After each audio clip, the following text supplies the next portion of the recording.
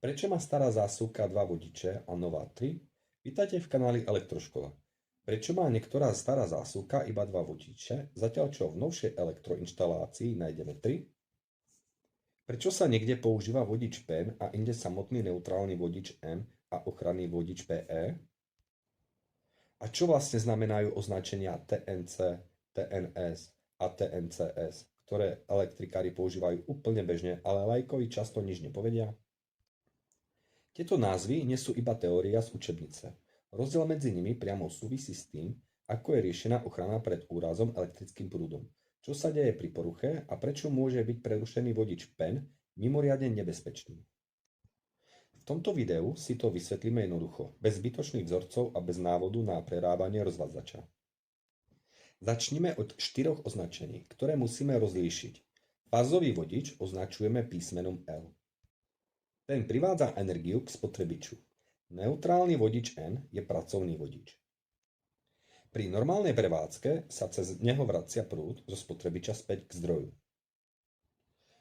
Ochranný vodič PE má inú úlohu. Za normálnych okolností nemá slúžiť na vedenie pracovného prúdu spotrebiča. Spája prístupné kovové časti so systémom ochrany tak, aby sa pri poruche vytvorili podmienky na rýchle odpojenie napájania. A potom existuje vodič PEN. Ten v jednej časti sústavy spája dve funkcie naraz. Funkciu neutrálneho vodiča N aj ochranného vodiča PE. Práve preto je jeho neporušenosť taká dôležitá. Ak sa preruší obyčajný pracovný vodič, spotrebič môže prestať fungovať. Ak sa však preruší PEN, problém sa môže dotknúť aj ochrany kovových častí. Teraz k samotným písmenám TN. Prvé písmeno T znamená, že jeden bod zdroja, typicky nulový bod transformátora, je priamo spojený so zemou. Druhé písmeno N znamená, že prístupné vodivé časti zariadenia sú spojené s týmto uzemneným bodom zdroja cez ochranný vodič. Rozdiel medzi TNC a TNS potom určuje posledné písmeno. C znamená kombinet, teda kombinované funkcie. S znamená separate, teda oddelené funkcie. Preto TNC používa spoločnú funkciu PE a N po vodiči PEN. Zatiaľ čo TNS používa samotný PE a samotný N. A TNCS je kombinácia oboch princípov. Časť sústavy je TNC s vodičom PEN a od určitého bodu pokračuje ako TNS so samostatným N a PE. V sústave TNC sú ochranná a neutrálna funkcia spojené vo vodiči PEN. V trojfázovej časti teda môžeme mať 3 fázy a jeden vodič PEN. V staršom jednofázovom koncovom obvode sa preto často stretávame iba s fázovým vodičom a vodičom PEN. To je dôvod, prečo môže mať staršia zásuvková inštalácia iba 2 pracovné vodiče, privedené k zásuvke, hoci kovový spotrebič stále potrebuje ochrannú funkciu. Tá je v takom prípade naviazaná práve na spoločný vodič PEN. Je však veľmi dôležité nepomýliť si to s tvrdením, že stará dvojvodičová inštalácia je automaticky bezpečná, alebo že si možno svojvoľne prepojiť nulový a ochranný kontakt. Konkrétny stav starej elektroinštalácie sa musí posudzovať odborne. Historické zapojenia, farby vodičov a ich stav spojov môžu byť rôzne a pohľad na zásuvku nestačí. V sústave TNS sú ochranný vodič PE a neutrálny vodič N vedené oddelené. Pri normálnej prevádzke prúd tečie z fázy cez spotrebič a vracia sa vodičom N. Ochranný vodič PE za normálnych okolností pracovný prúd spotrebiča nevedie. To je veľmi dôležitý rozdiel. N je súčasť pracovného obvodu. PE je súčasť ochrany. Keď vznikne porucha, napríklad sa fáza dostane na kovový kryt spotrebiča triedy 1, ochranná cesta cez PE pomáha vytvoriť poruchový prúd a podmienky na automatické odpojenie. Preto nie je správne hovoriť, že N a PE sú vlastne ten istý drôt, len inej farby. V určitom bode siete môžu mať spoločný pôvod, ale oddelené časti sústavy majú rozdielnu funkciu. TNCS spája oba princípy. Z distribučnej siete alebo z predchádzajúcej časti môže prichádzať vodič PEN. V určenom bode sa jeho funkcie oddelia na samostatný ochranný vodič PE a neutrálny vodič N. Od tohoto bodu sa už ochranná a pracovná funkcia vedú oddelene. To vysvetľuje, prečo môže mať prívod do objektu inú skladbu vodičov než koncové zásuvkové obvody. Hore v sieti môže existovať spoločný PEN, ale k modernej zásuvke už prichádza fáza L, neutrálny vodič N a ochranný vodič PE. Dôležitá zásada je, že po oddelení N a PE sa tieto funkcie nemajú svojvoľne znovu spájať niekde v zásuvke alebo pri spotrebiči. Také prepojenie by mohlo zaviesť pracovný prúd na ochrannej časti a narušiť správnu funkciu ochranných opatrení. Teraz najdôležitejšia časť. Vodič PEN plní ochrannú aj pracovnú funkciu naraz. Ak sa jeho spojenie preruší alebo výrazne zhorší, situácia môže byť oveľa nebezpečnejšia než obyčajné zhasnutie spotrebiča. Predstavte si kovový spotrebič, ktorého ochranná časť závislá od PEN. Ak sa spoločný vodič preruší, potenciál časti, ktoré mali byť bezpečné spojené s ochrannou sústavou, sa môže za určitých podmienok nebezpečne posunúť. Prúd si cez pripojené záťaže môže vytvoriť iné cesty a na kovových častiach sa môže objaviť nebezpečné dotykové napätie. Pri trojfázovej sieti môže mať porucha spoločného neutrálneho alebo PEN vodiča ešte ďalší následok.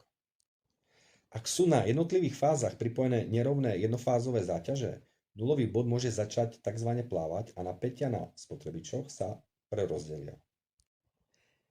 Jedna vetva môže dostať menej než 230 V a iná výrazne viac.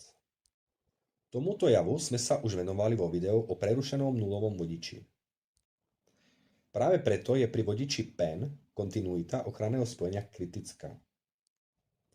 Nejde iba o to, či spotrebič funguje, ide aj o to, či zostáva zachovaná ochranná funkcia.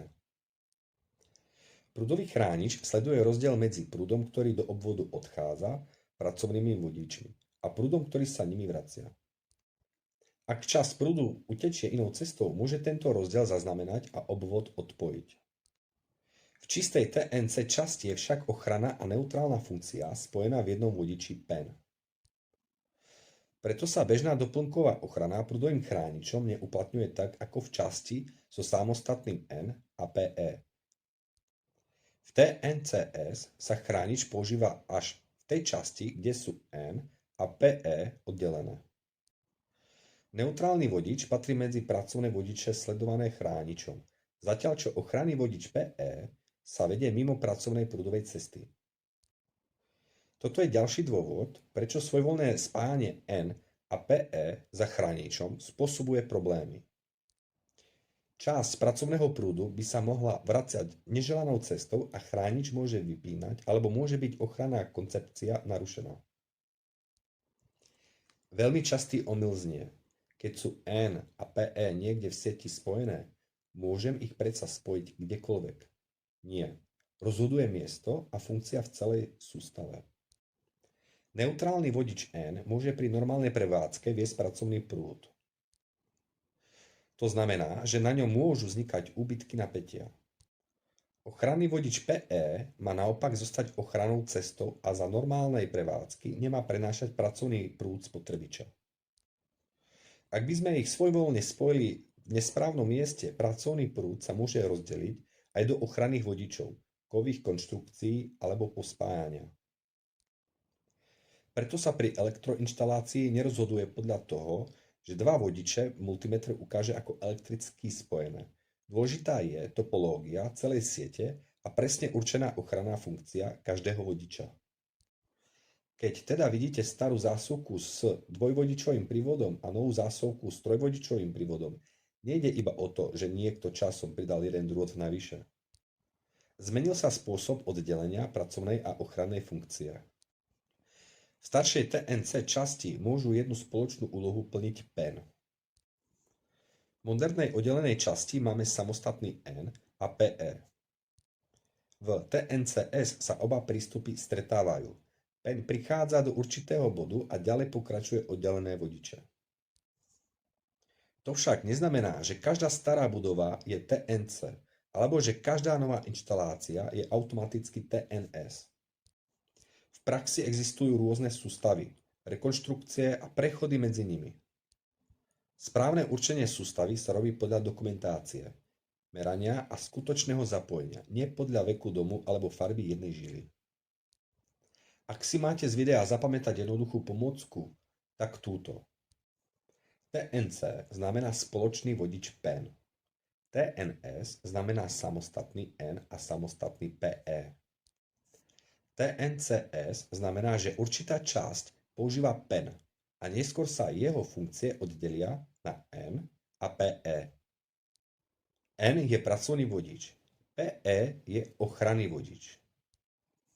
PEN spája obe funkcie a preto je jeho prerušenie obzvlášť nebezpečné. Po správnom oddelení N a PE sa tieto dve funkcie nemajú svojvoľne znovu spájať v koncovom obvode. A prúdový chránič patrí do časti, kde sú ochranný a neutrálny vodič vedené oddelenie. Toto video slúži na pochopenie princípu, nie ako návod na prerábanie starej elektroinštalácie. Ak máte doma starú dvojvodičovú inštaláciu, podozrenie na chybný PEN, brnenie kových spotrebičov alebo nejasné zapojenie ochranného vodiča, riešením nie je skúšanie prepojov v zásuvke. Stav musí overiť odborne spôsobila osoba meraním a podľa konkrétnej sústavy. Ak vám toto vysvetlenie pomohlo, pozrite si aj naše video o prerušenom nulovom vodiči a video o tom, prečo môže práčka alebo iný kovový spotrebič kopať. Práve tam uvidíte, čo sa môže stať, keď ochranná alebo neutrálna cesta prestane fungovať tak, ako má. Ak vám video pomohlo, dajte mu palec hore a prihláste sa na odber kanála Elektroškola, aby vám neušiel ďalší diel. Ďakujem.